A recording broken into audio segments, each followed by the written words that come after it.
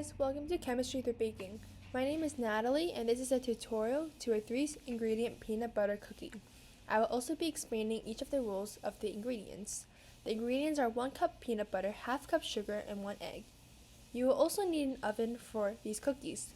Preheat the oven to 350 Fahrenheit or 180 Celsius. Okay, so the first step is to measure out your 1 cup of peanut butter.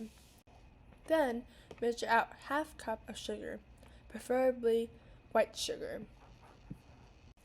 Add in your 1 egg to the same bowl and mix together these 3 ingredients. It should now look like this.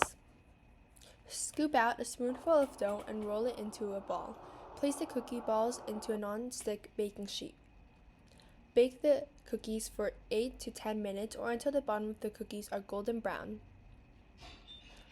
After the 10 minutes, remove the baking sheet and let it cool. So, how does this work?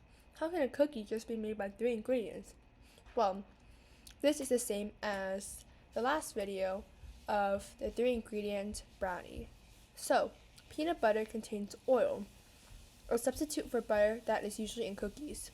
Peanut butter also contains starch and protein, which adds structure so you don't even need flour. So, in other words, starch and protein in the peanut butter is a substitute for flour. Similarly, the other ingredient, sugar, locks in the moisture and keeps the cookies from drying out, which is an essential part of baking a cookie. Eggs also promote puffiness and holds the structure of the cookies.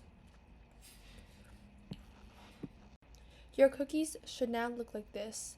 Enjoy! Please like and subscribe.